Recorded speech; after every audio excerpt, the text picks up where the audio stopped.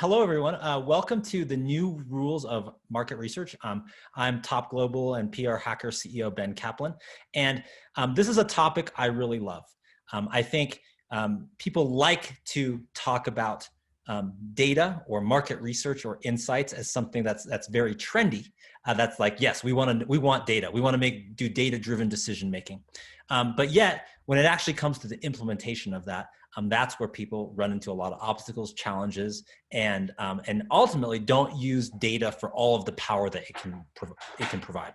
So today, the topic is the new rules of market research, and the focus really is on how the practice of market research, the strategies that we use have really changed and really accelerated how we think about insights and data over the past few years, and what you can do to leverage that right now for your company, your brand, your product, or your service. So without further ado, I'm going to share my screen, and what we're going to do is, and hopefully you can see that right there, is talk about the new rules of market research. And I'm going to start by giving you just a couple slides about us and what we do, just so you can understand our perspective on market research. And then we're going to go into sort of the new rules and 6 new rules that you can use right away at talking about kind of the old way and how it's evolved into the new way that we do research. So first of all, just about us really quick, if you're wondering who we are, this is the Top Universe, which is our way of talking about the agencies that form Top Global. And so we have 12 different agencies that range from, viral marketing agencies like PR Hacker to Top Data, which is our market research agency that powers a lot of the other work of the other agencies, to creative execution like Top Creative, or vertical specific agencies like Top Health. So we're a collection of 12 different agencies, but data-driven decision-making is at our core. We go through a process we call test, optimize, and perform, and market research is a huge part of that. And so these are the kind of things we do. So we do a lot of different things. You can see the market research there in gold, but we actually have from advertising to branding to communications to digital to growth to commerce. These are all the different functional groups within our agency network. And market research is one of the key ones because we actually moved it to the communications group, because we're going to talk about later, there's actually a lot of applications of market research, not only internally, but externally. And we're going to talk about how you might get more ROI or more return on investment from your data work or your market research work. And finally, final slide, just to give you a sense, and I'll give you some more examples as we go through this, of the types of clients that we work with on market research. Starts with scrappy startups, is where we kind of got our start. Those that couldn't afford to have, to burn through their funding, doing the wrong type of product or the wrong type of service that didn't have product market fit. We got our start there, helping them do research to get those insights, and then actually use the research to create PR and content marketing to turn them into thought leaders. And then we graduated to a lot of bigger brands, Budweiser, Coca-Cola, McDonald's, Mercedes-Benz. And in particular, I'll share you some of the work we did with Budweiser later on in this presentation, because I think it's a good example of how you can use market research for multiple purposes. So with that being said, let's jump right in. And this first question, we're going to answer 2 main questions during this presentation. The first question is, what market research questions are we asking now that we didn't ask before? And I'll give you a series of these. And then the second part will actually give you 6 rules that you can implement right away. So the old way, when we were doing market research, it used to be, we'd ask this question, which is, how can we conduct one massive market research study? Usually at the time, it would be like, we're going to do our big annual study. This is something that maybe you update or implement on an annual basis. And you do this like kind of really big market research project. We would do that for our clients. But the new way is more about how can we pulse our market research on an ongoing basis. So it's less about these monolithic studies, less about doing like your annual planning based on your insights for the year. And actually, technology tools and techniques have advanced so much that you can be doing market research technically every week or every month, depending on how you build your data program. So that's one of the biggest changes overall. And what that has done is given us a lot of freedom, because it used to be that for that one big monolithic initiative or project, you really wanted to make sure that was buttoned up. You really wanted to make sure that that everything was exactly how you wanted it. because you're only going to do it once, maybe once per year or once in at all. And so one of the things that really changed was as there became more tools to do more ongoing market research, to pulse it more, you didn't have to be perfect all the time. You could actually have all new insights coming at different moments, and that gave you a lot of freedom. So that was kind of the first like old way, new way. And actually what I'll do here is just come out of the screen, come back here, and then let me kind of share this again. So that's kind of the first insight. Second insight, the old way used to be we'd ask this question: how can we use market research to get internal insights, right?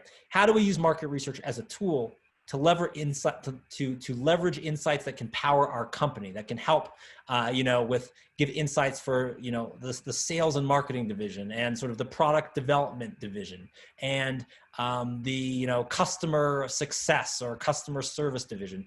We'd use market research primarily for internal insights for these different divisions. But then the new way is not only internal, but how can we leverage our market research for external thought leadership and data-driven PR or content marketing. So what has really changed is in the same effort that you might do a study because you want to get strategic insights to understand your customer better, and you obviously don't want to release those externally so that your competitors might know them. Even as you do that, the new way is really, there might be a version of this that's packaged a certain way that can be external thought leadership. That could be for your C-suite to give a speech at a conference. That could be a Medium article you post or social media content that you provide on LinkedIn. So what has really changed is that that same market research effort done really intelligently and designed well can actually power internal strategy and external marketing at the same time. Brings us to one more, the old way.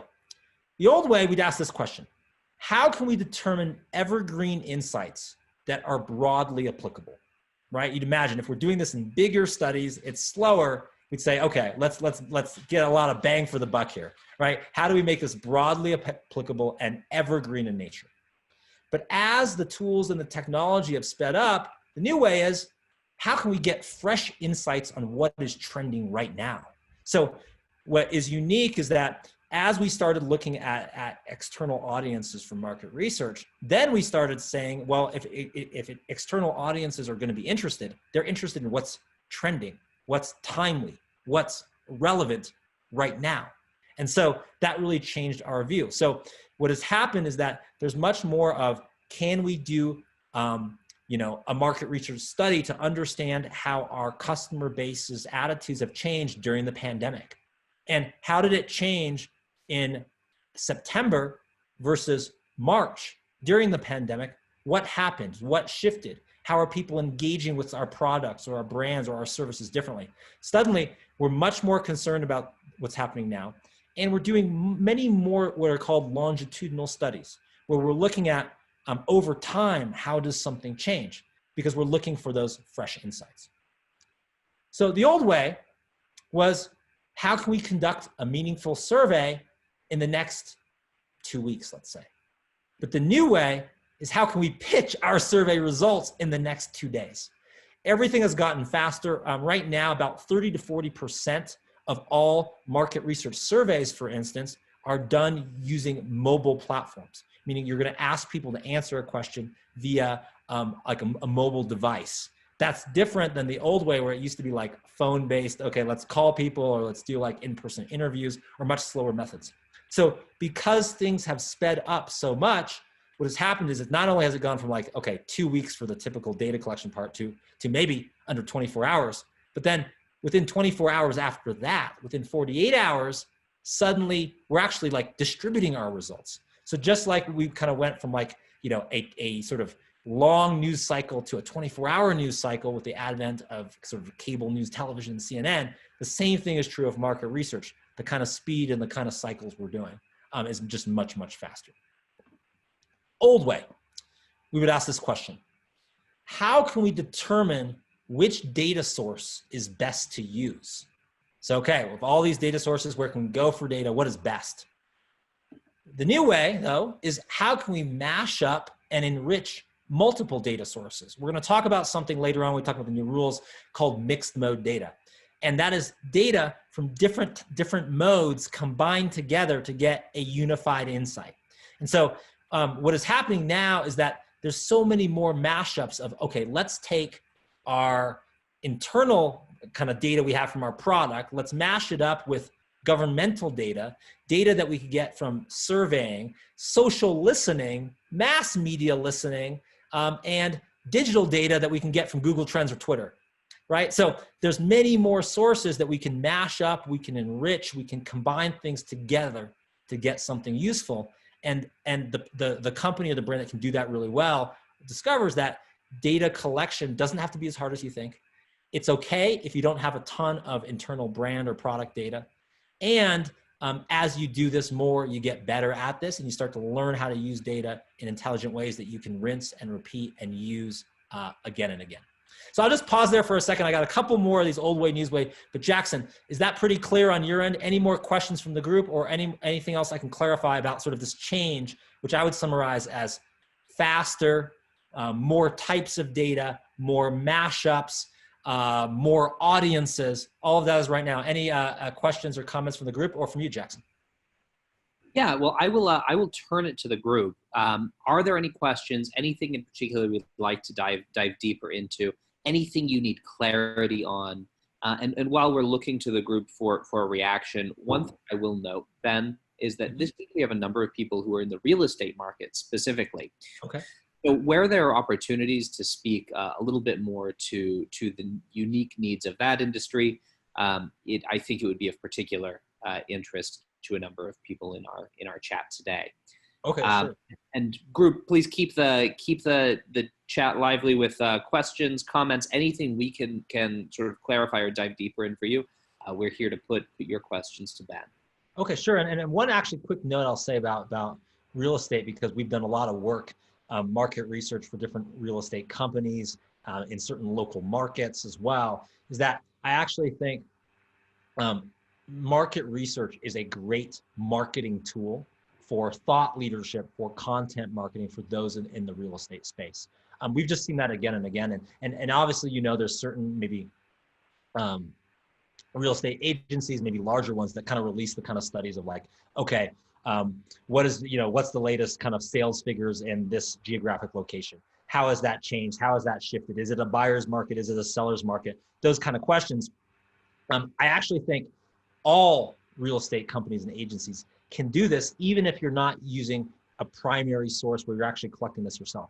So simply by knowing a few things you can do to mash up data from external sources, use multiple sources, and then give it one little bit of your own kind of unique data that you put on top, you can make these ownable thought leadership areas that you can use for a ton of content marketing. We've used it to help a lot of real estate companies, get on their local TV station, get, 1,000 people to share your latest report and link to your blog. So actually real estate's a great application, but I think there's probably about 30 different verticals we work with. And so one just key point, and I'm going to get more into this later, is not only internal insights, but for external applications, marketing, thought leadership, really powerful, and certainly in real estate. And yeah, Jackson, so it looks like you have a question. Yeah, Michelle Lee has an interesting question that I think we're going to get into a little bit more in depth, but on kind of on brass tacks, she wonders, will you be speaking to tools available for enriching and mashing up multiple data sources? I see also Raj asking for a link to the deck.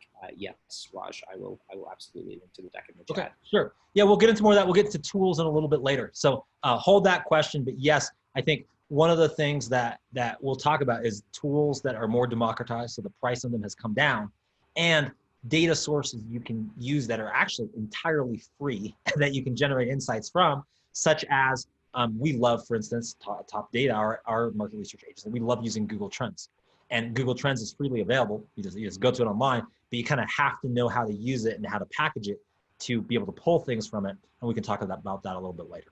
So old way. The old way, we'd ask this question: how can we best summarize our findings, right? Usually the people consuming our information, whether internally or externally, they have limited time. They're not getting into the weeds about how all this data is collected and constructed. So we try to summarize it. But the new way is that how can we best visualize our findings? So if we're not even going to get, let's say, the 2-page executive summary, and that's going to make impact, how can we give like the one graphic, right? The one shot that just, juxtaposes, where our competitors are and where we are, or where how our product is perceived and where it needs to be perceived. Like, how can we kind of encapsulate everything in that single image? So we're doing a ton more visualization work, and visualization, not just to make a pretty infographic, but visualization to communicate something deeper. We'll talk about how to use data to tell a story a little bit later. Old way, we'd ask this question: how can our audience best consume our data insights? How do they want to consume it?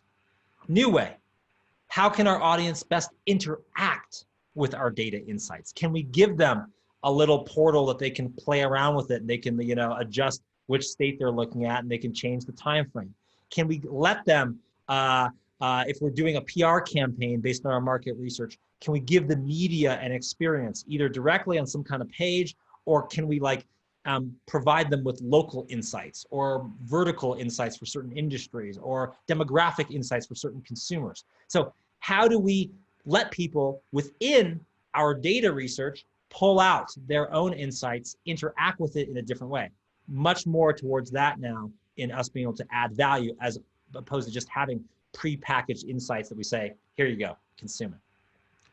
The old way, we would ask ourselves, we want this to be, the Bible of our industry, right? How can we produce a single definitive report on our findings? But the new way is, how can we package different versions of our findings for different types of audiences? And I think this is, for all of the companies and clients we have, that we do all kinds of work on their different data reports, data insights. Usually what happens is oh, this is the big one. We want to do a big launch for this, right? Let's make this huge report, and they do all this work, and it comes out with this 150-page white paper. And then they said, okay, we've got the master, this is it. And then we say to them, well, you know what? We don't think everyone's going to pull out all the interesting stuff from this 150 pages you've put together.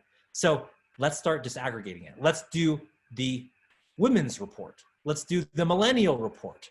Let's do the real estate report or the financial services report. Let's start pulling out pieces. And then within those reports, let's start pulling out headlines that can be things that people will tweet or share, or will be the headline that this blog will run when they feature your data.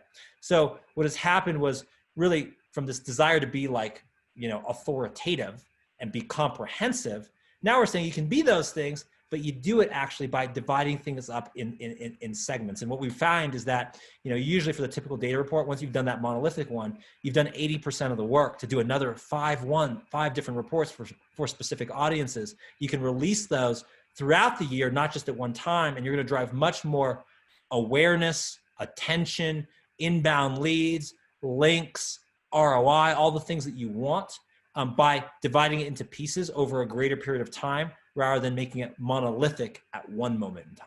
That's one of probably the biggest mistake we see again and again by companies that want to sort of embrace market research and data for thought leadership or content marketing purposes. So the kind of the key point here is that market research is less about having the right easy answers than asking the right questions. And some of these questions have really changed how we approach the practice of market research. The thing that always gets me is that I see all the time, we advise our clients, or a lot of, let's say, fast growing companies or fast growing startups, and they want to go as fast as they can. And sometimes what happens is, maybe we're working with them on a PR campaign or an influencer campaign or a digital ad campaign. And then we'll ask them about their assumptions. We'll ask them about some of the insights and what they know about their audience. And they won't be able to answer the question objectively. They'll say, we think it's this. It's probably that. We assume it's this. And all of these companies, right, they're impatient. They're like, we want results now. We can't burn through cash this fast. We need to launch this product before our competitors do. And they're very concerned about launching what I call a minimal viable product, right? If you're from the lean startup methodology, you're like, let's get this product out fast.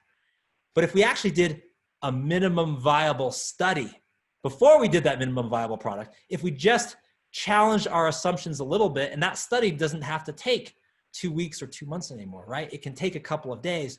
We might have sped ourselves up immeasurably and sped up the process of finding that product market fit or understanding our customer triggers better simply by doing the market research to either A, validate our assumptions, B, understand our intended audience better, or C, understand how the product we're delivering or service we're delivering fills a real need, not an invented need. If we simply would have done that, we could have like cut months off our product development cycle. We could have launched to market with much more clarity and much more success. So I get all the time this notion of, yeah, I don't have time to do all of this market research. And in many ways, we feel like at Top Data and Top Global, like you don't have time not to do the market research because it allows your ladder to be up against the right wall. And that's more important in your speed than how fast you climb, because if you're climbing the wrong wall, it's only going to slow you down. Okay.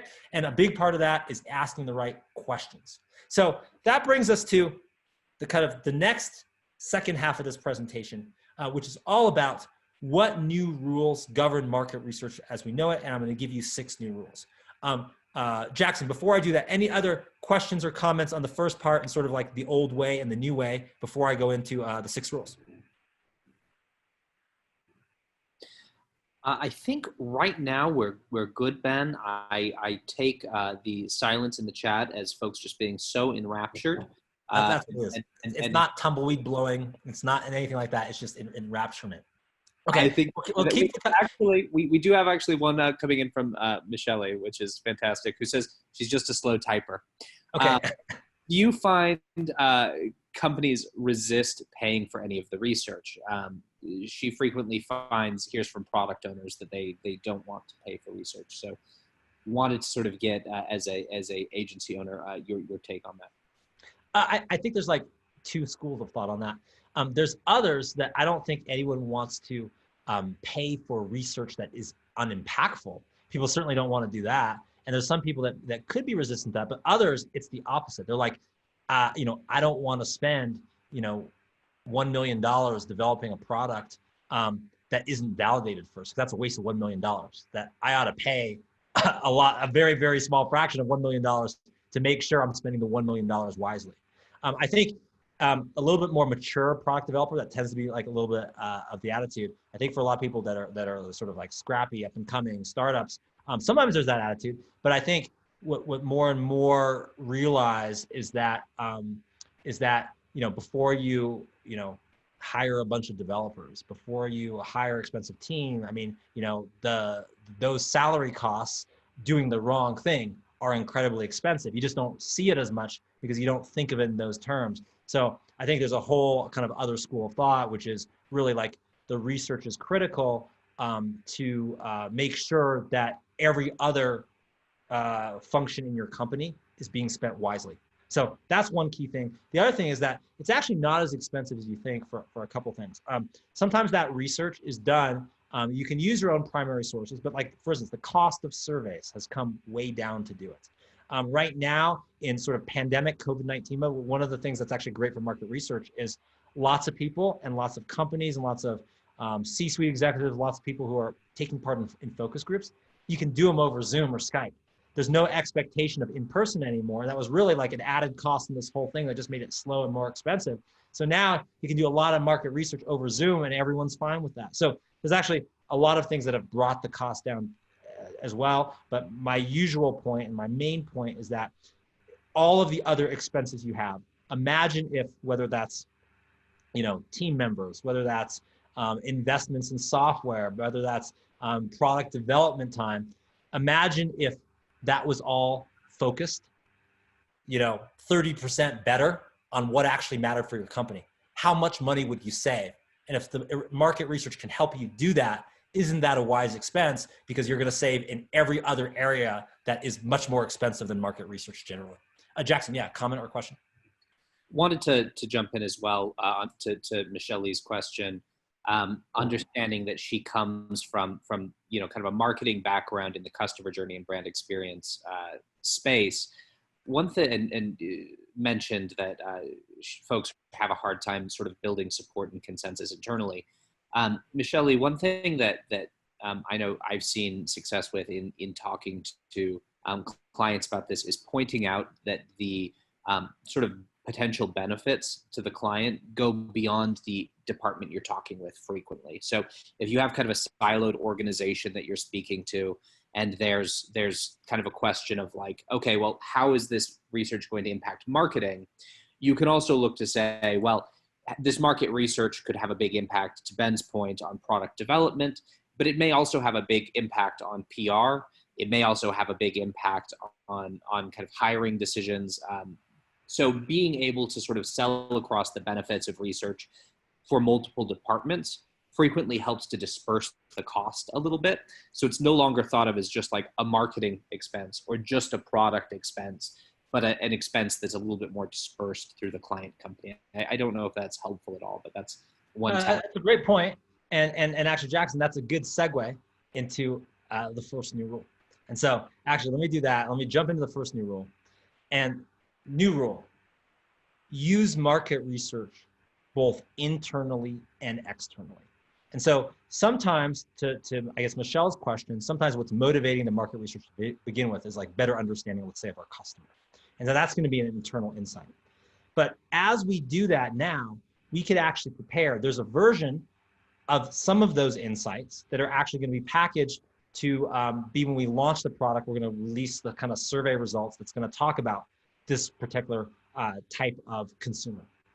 And then in addition to that, we're going to take some of the insights around that, and it's going to turn into like content for our social feed, or content for our sort of blog or website. And then we're going to take some of this too, and it's actually going to be content for our CEO to go make some presentations at conferences and put our company on the map. So I think one of the things that is the new rule is that take the same market research and have internal and external applications. And to Jackson's point, it can actually be funded by multiple aspects of the budget. So usually what happens is sometimes people are coming to us either for intended internal or intended external purposes, right? If it's internal, it's because, like the VP of product wants to understand, customer pain points better. And then we'll do that work for that VP of product, but then we'll also say, actually, here's how this can impact, later on, different marketing work we can do.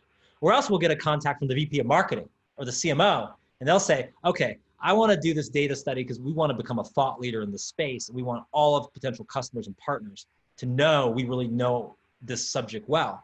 And so we'll do that, and I'll say, okay, we're going to package all of that to produce this external white paper and this PR campaign, but there's actually a bunch of insights we can gain for that can actually power your internal team. So the best market research programs right now combine both internal and external audiences, because really, once you've done work for one of those audiences, you've done most of the work for the other audience, and you can just get more return on the investment you make. So that's new rule number one. Use market research both internally and externally. And here's an example of this that I wanted to show of work we did for Budweiser. And I think this is a good example of how you use what is originally for internal purposes externally too. So we were actually doing focus group work for Budweiser, trying to understand how people who choose, a Bud, a domestic beer like a Budweiser, how they're experiencing the product, why they're choosing it. If they're choosing a Bud in a bar setting where it's kind of a public setting versus having one at home, how is that different? And one of the insights that came from the focus group that was really, really interesting when we did this work was that several participants actually felt that when they drank a Budweiser versus like an imported beer like a Heineken, which is a Budweiser competitor, they were like chatted up more at the bars. Like people felt like them more approachable. Like generally, if you wanted to have a conversation, it was better to have in your hand, a bottle of what is perceived as a more accessible beer. So that was an insight that was useful for the brand internally in starting to kind of understand strategy about how they're going to connect with their audience and how their brand is perceived. But then we took that insight and we packaged it into a PR campaign. And And for Budweiser, they really care about like staying top of mind over Heineken. Every little bit of extra, fraction of percent of market of mind share translates into millions of dollars for them. So we actually took a version of those insights, packaged it for PR, and basically created what we called the Budweiser Beer Impressions National Survey. And it was a study that we packaged about how beverage choices influence first impressions. So basically, we asked the question and we packaged the question for media on what does the drink you choose say about you? And if you drink a Budweiser, then maybe people perceive you as more authentic and genuine. But if you drink an imported beer like a Heineken, you might be perceived as trying a little bit too hard and a bit of a poser, right? Or if you drink, margarita, you're fun but a little bit flighty. And so we packaged what are these kind of fun insights that could go on, headline news or go on, the Today Show, and they could talk about this. We generated like a Super Bowl ad worth of media coverage and social sharing. And yet this originated on a project that was essentially internally based, but we did a version of that with not quite as much detail, that was more for a general consumption audience that went external and became one of the best performing marketing campaigns in terms of brand awareness for the cost that Budweiser had ever had. So does that make sense? And Jackson, I'm happy to talk more about examples, but this is one example of how do you take an internal insight, package it for external, and you can do both at the same time. Brings us to, Jackson, do you have a comment?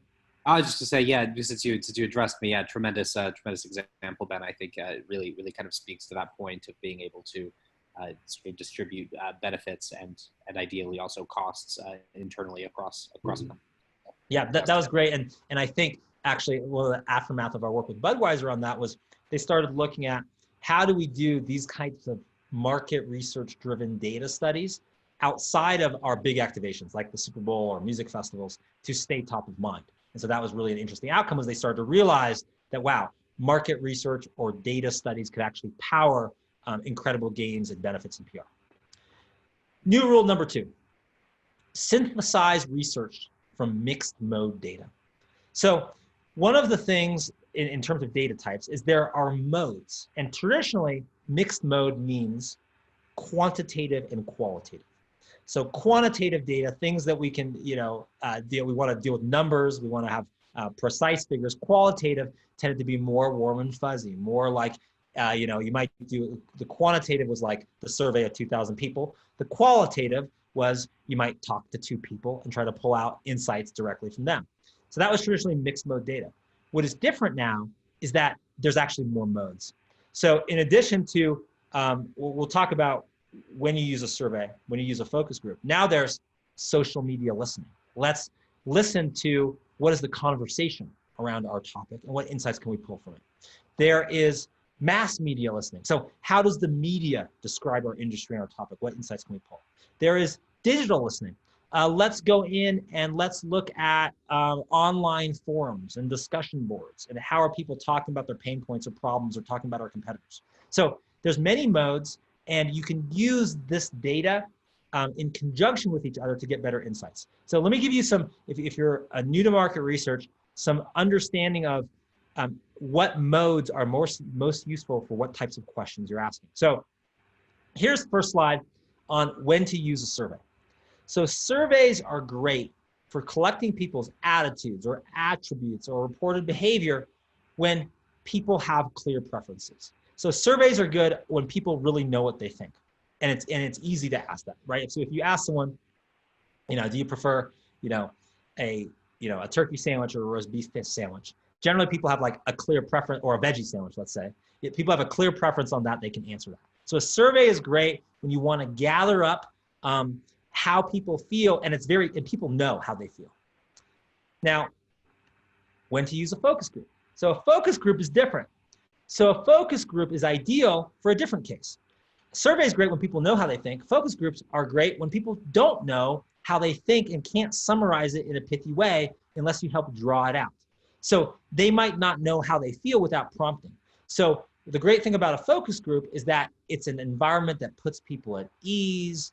They can thoughtfully answer their questions. You can ask follow-up questions. So with a focus group, what someone might not realize why is it that, let's say to use a political example from the election, this issue is the most important to them? And they might not know right away the reason, but if you ask them and they pull out and you understand, oh, this is why this is important, you can gain insight that way. So we've seen a survey, people know what they think, you can ask them. A focus group, not as clear what they think, but you can extract it or you can pull it out. But then it's when to use social listening. So let's look at social media conversation. And it's great for understanding how an audience discusses ourselves or our competitors in an unstructured and informal way. Because what happens is when you do a survey, when you do a focus group, it's formal. People answer it in a formal way. But what about when you remove that construct? How do people discuss it? Does it change? So social media listening allows us to gain insights into what motivates a target audience to discuss their feelings publicly. What causes them to want to do something in a public way? What are the drivers of that? And then that brings us to when to use mass media listening. So mass media listening is important for understanding how our cultural footprint compares to our competitors. How does that change based on the media type, the channel, the format? And so there's great insights that we can gain for institutional perception, brand assumptions. Are we or our competitors more culturally relevant? Mass media is great for that. So the point of this is not that one of these modes is better than another, but by actually using multiple modes, you can get a more 360-degree view of your topic. And that's why I think a lot more of our clients, a lot more of our studies, sometimes we start with a survey, but then we add a focus group, and then we add some social media listening, and then we do some mass media listening, and we do multiple avenues, and we can get a better insights faster. And each of those channels serves a different purpose. And Jackson, I know you deal a ton with this with our clients. Any comments or questions there on survey work versus other forms of data before I go into the next new rule? Yeah, I think that, occasionally one of the things that this is great for is also just like identifying emerging attitudes before they've like kind of fully caught on, and sort of seeing trend lines early on that allow you, particularly if you're trying to position yourself as someone who's forward facing, to kind of make market predictions that position you as a market leader early on. So I think that having kind of the right tools and paying attention on a regular basis can help you to keep ahead of some of these things. And that can help you then to say, what are the stories that are emerging that I should be asking survey questions about, right? The mass media listening can sort of tip you off to the right kinds of survey questions to ask to then make the news and kind of, sure, to delve a little deeper based on what you see. Yeah, I know. I think that's a great point. And actually, one corollary, see if you agree with this or not, Jackson, but I would say is that in times of great change, or times of disruption, or times of challenge, basically where there's like more like sort of disorder than order, more that all of these things are heightened, right? Because everything's changing, that identifying those trends quickly during a time now like COVID-19 or the pandemic, where it impacts every aspect of our life, our jobs, our health, our family, all of these things, because there's so much change, that kind of listening or trend identification is especially valuable, I think, even more now. I don't know what you think, Jackson. Yeah, I'd actually encourage our attendees. There's a link that I shared recently in the chat to our YouTube channel. You can go over there and check out. We had a webinar we did recently called "How to Become a Thought Leader During Crisis Times," that really speaks to, I think, your point there, Ben, about the value of predictions during times like this. A couple of comments from the chat. Michelle says there's also IDIs, or in-depth interviews. I know that's something that we do for a number of our clients, and I think is kind of great for getting a sense of some of the motivations behind the sure. Kind of We do a ton of stakeholder interviews. I mean, for anyone that has a product that's sold someplace, in-store intercepts are really powerful, right? At that moment that someone just made a purchase, because sometimes like their decision can be colored if time passes versus like at that exact moment, if we do that in store, like in a physical store, or that could be like in an online store as well. So all of these are sort of great tools as well in different modes that are great to leverage. Let's go to new rule number 3, which is create a data program rather than one-off projects. It doesn't mean you have to create a really elaborate or make a really elaborate investment from the beginning, but what the best market research does is not only does it answer questions at hand, but it sort of provokes more questions. It also makes you want to understand, well, if they feel this way in September, do they feel the same way in December, right? Does something change? How does it change pre-COVID, during COVID, post-COVID? So all of those kinds of questions, what we believe is that each company, and we think 5 or 10 years from now, most companies will have this, which is how can you construct a data program? A way, and what are the elements that we mean by a data program? One, there's some type of ongoing work. There's some type of work where it's not like we do one market research study and like all knowledge in the world is now ours, right? It's an evolutionary process. So one, there's some type of ongoing work. 2, a data program means that there's some way it's stored in a central hub that many different sorts of people can get at it. So it's not just we do this report, we release the report, there's the report, you got the PDF, go to it. But how do we, as a data program, make that data accessible, usable, interactive with many different audiences? A data program also means that there, as we mentioned in rule number 1, there's internal and external applications. So how do we use that for different departments? A data program means that generally we're combining primary research with secondary research. So how are we collecting our own data, but then how are we using the data that other people have? So just in terms of ROI, and it doesn't mean you have to do this right away. You might start with a project if you haven't done this before, but to evolve that into a data program usually has many, many more benefits. And that's what we're seeing companies, actually identifying like, yeah, this is our data program. And that's something that we specialize in particular at Top Data, but also PR Hacker. We create a lot of data programs for our clients. Brings us to new rule number 4. Develop insights for each phase of your customer journey. And what I mean by that is I mean that whether you're a company that's a B2C company, you're trying to reach consumers, or a B2B company, you're selling to businesses, or even like a B2G company, like you're selling to governments, whatever your customer is, one of the best ways, if you don't know how to structure this so far, is to actually think about how they go through their decision journey to buy your product. Look at the phases that they go through. You can call them phases, you can call them parts of the sales funnel, whatever it might be. And then how do you have insights to understand each of those phases? And if you don't know where to start in market research, this is a great way to start. Let me give you an example of how this works. I'll show this for, let's say, a consumer brand based on work we do with some of our B2C clients. So this is our version of what we call the consumer decision journey. The decisions that consumers make in how they interact with a brand or product. So the left side is the path to purchase, what we call it. The right side is the path to passion, or think of it this way. The green side is getting them to first buy our product, and the gray side is getting them to be a loyal customer of our product or of our brand. So in analyzing this, we think about the consumer decision journey, and we might develop our market research around this model as going through 6 distinct phases. So awareness, we've got to make consumers aware of our product or our brand. Consideration, they have to consider whether to buy our product or brand. They have to purchase, number 3. So we actually have to get them to actually make that purchase. Then 4, they've made the purchase. What is their experience once they've made the purchase with our product? 5, we've got to get them to repeat use. So maybe 1, start to use the product again and again, maybe buy additional versions or accessories for the product.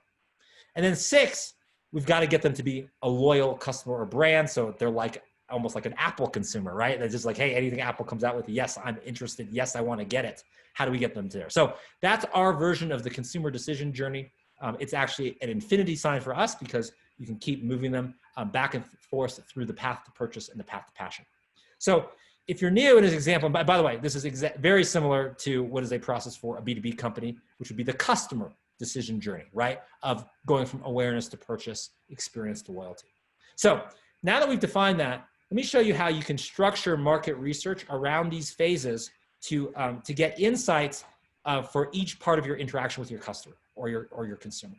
So let's say we're in the awareness phase. So we're right here in our customer decision journey.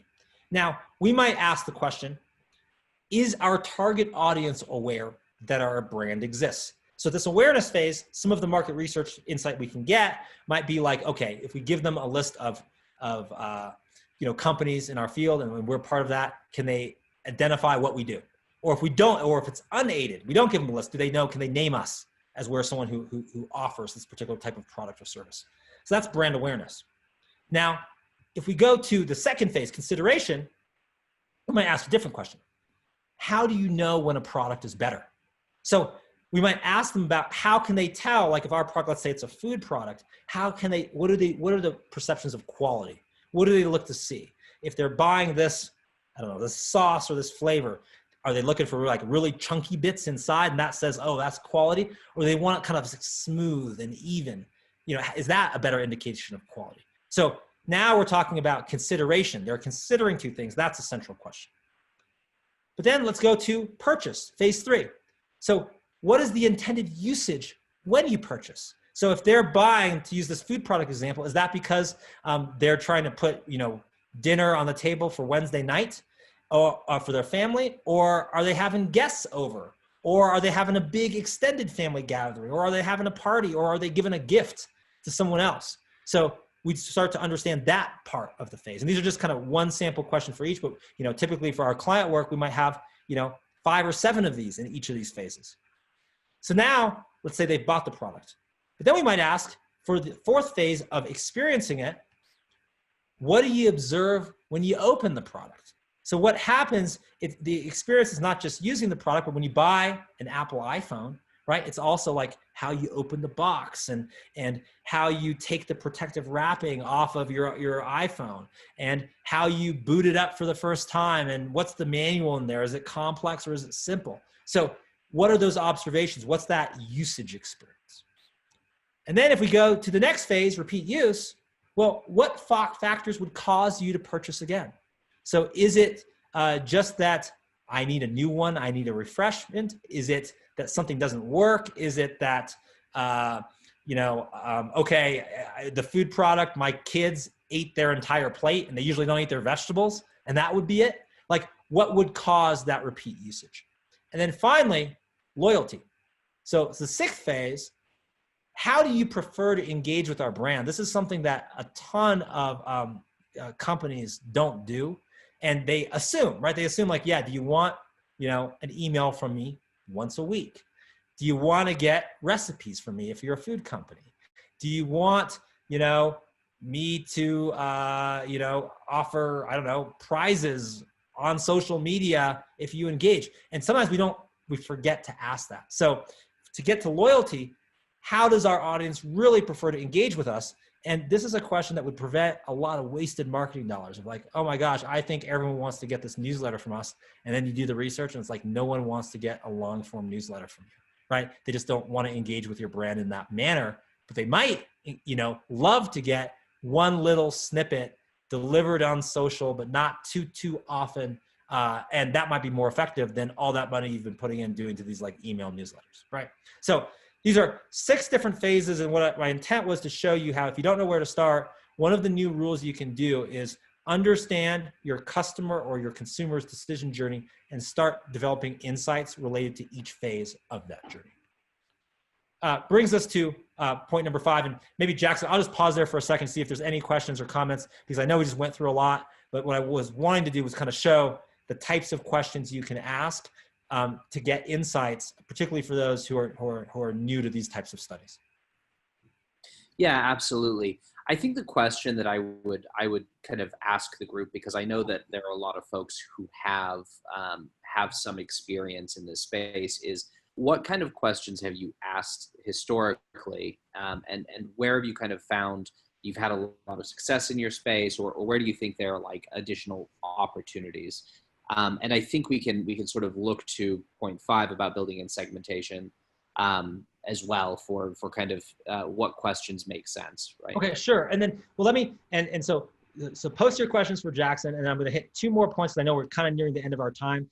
So let me hit those 2, but I'm happy to answer any of those questions. So new rule number 5, build in segmentation for intended audiences. So one of the things that, we'd always in market research look and analyze its segments. But as we start looking to more external applications and external audiences, having a plan in mind for how those segments will be used to reach certain audiences becomes more and more important. So let me give you an example, for instance, of 4 ways market research segments or data segments can drive news coverage. So if we're using market research for a PR application, let's say, or thought leadership application, if we can segment our results geographically, because media is organized geographically, right? There's media for Bay Area or New York or Miami or Houston. If we can have a result that's specific to Houston or specific to New York, we can get a lot of local media outlets to suddenly cover the story. Or demographics. So let's say we can segment, the results based on, millennials versus Generation Y versus boomers. Suddenly that gives different audiences that are interesting. Or if we could do industry segmentation. So let's look at real estate or healthcare or financial services or hospitality. And if we want to get attitudes there, if we can divide it there, then suddenly there are trade publications and blogs and influencers in each of those areas. And then also, if we can segment our data for trends, if we can make it relevant to trends happening right now. So if we can do, like you kind of pre and post COVID-19, then that makes more audiences. So one of the things is that segmentation, typically for market research, we just think about getting it sort of at the truth, where there may be differences based on different segments, and we want to get at that truth. But like the new way is to actually look at it and say, each of those segments have actually audiences that are designed for those segments. And if we can build in that from our planning from the beginning, then suddenly we have way more sort of marketing and PR applications as well. If I picked one of those, it's the geographic one, because news media and PR and media and mass media is fundamentally organized geographically. So many of those studies, and we see this with our clients before they bring us on, what they'll do is they'll say, yeah, we did this massive survey every year. We have great insights from it. And then we'll say, well, did you actually, record geographic location so that we can compare and contrast how the South differs from the West, from the Midwest, from the Northeast? And they said, oh, no, we didn't really do that. And it's like, maybe this year, let's add that dimension, let's add that lens, because suddenly we can compare and contrast different geographic regions, and we'll get way more media interest and coverage. Okay, so that's number 5. And finally, new rule number 6, package data analysis to tell a story.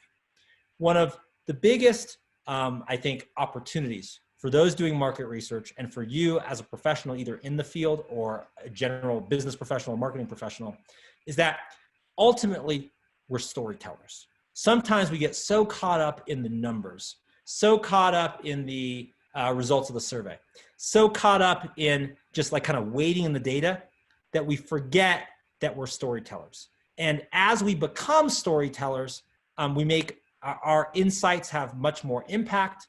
They shift opinion, they shift perception, more people talk about them. So I just want to emphasize the storytelling nature of what we do. And data is merely a tool to tell a story, and ideally a story that is based on actual truth, actual insight. So here's an example of that, just to kind of show how data is packaged for a story. And I put one example here of a recent interview I just did, and this was on, I think, KGO in San Francisco. And we did a data study for Top Data that we're trying to add value to the COVID-19 discussion. And it was all about how using cell phone data to determine how much people are interacting or social distancing or not. So we used kind of cell phone data to do that. But actually, how we told the story to make it an accessible and understanding way of the implications of that cell phone data was not to go in and say, yes, we actually did some research around cell phone data, and we can tell you, how many times Bay Area residents interacted with each other pre and post COVID, and that's interesting. Instead, we told a story about how our data study could predict COVID-19 outbreaks 3 weeks before they happen, because we could see that in the data. We could see how the number of interactions that cell phone signals would have with each other would cause 3 weeks later to have a spike in COVID-19 diagnoses or hospitalizations or even death.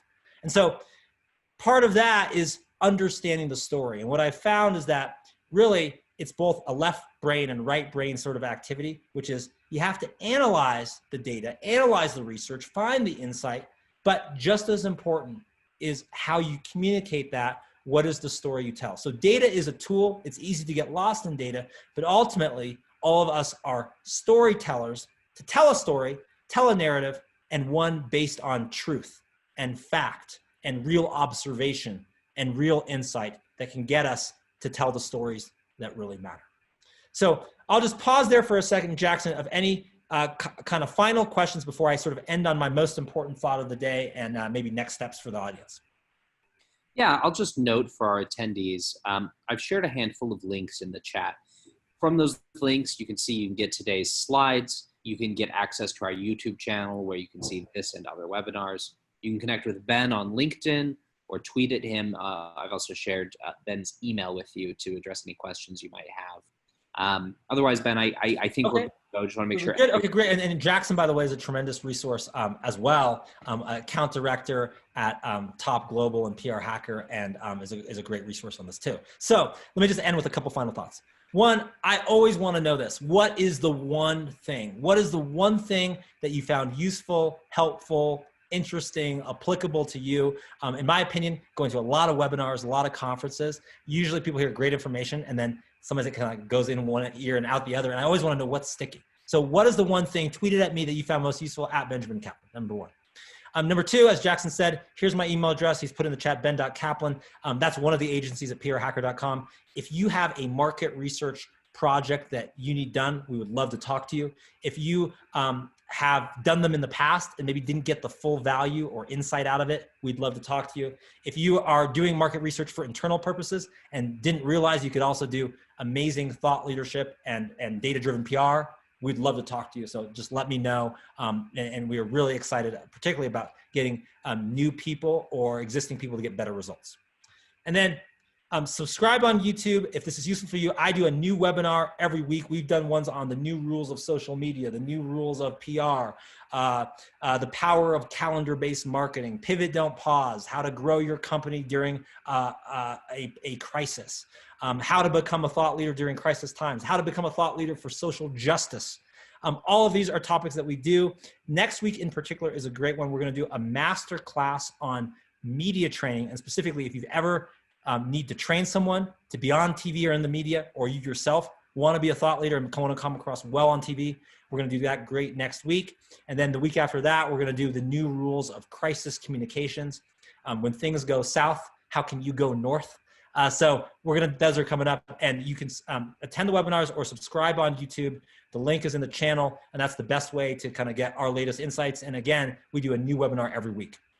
And then finally, to connect with me and before I end the final thought of the day, I'd love to connect with you on LinkedIn. I post a lot of content to LinkedIn. So that's my LinkedIn address. And you can also, if you know how to use your mobile phone and click that little QR code button in the search browser, you can scan my QR code on the screen right now on your computer, and that will connect. And all I ask is just when you message me or connect on LinkedIn, just simply say, hey, I attend your webinar on market research, and then I will accept it for sure if you do that, because I love to engage with people who've been part of our webinars. And then finally, let me end on the kind of the final thought of the day. And it's helpful to kind of frame this thought based on how we've structured our agency, but also all the ways that you can use market research to power your insights for yourself and your clients. And that is, we believe at Top Global, we're 100% data-driven. Data is a part of everything we do. And there's 6 ways that we use data in really interesting ways. And in my opinion, these are 6 ways that you should use this for your own company and your own insights. So one, we package data. So how do we package data in different ways for all sorts of internal and external audiences? Becoming not just a data collector or data insight finder, but actually be a data packager. So it's not just that we have data, how can we package it so others can consume it? We collect data. In my opinion, every company should have some form of data collection, whether you're doing a formal survey or it's just from your existing customer base. How can you constantly be adding data in a way that makes it easy for you to get at it? So collecting data is different than saying, yeah, we have data technically. If 10 developers spent a month trying to get at it, we could get it. versus is it easily accessible to you? Number three, we connect data. So it's not just, if you're using this, it's not just that like data for data's sake, but how do you connect it to your customer or consumer decision journey? How do you connect it to product benefits that you can have a data point laddered to each of those benefits? Number four, we time data. I think that's something all companies should do, which is how do you make data relevant for what's going on now or next quarter? Or how are you appropriate? So if you're getting ready for the holiday season and that's coming up, how do you have insights now so you can best maximize the holiday season? How do you time it to be relevant? Five, we integrate data. So we actually pull data from all different types of sources, internal, external, and make them usable. That's the great part about having a data program.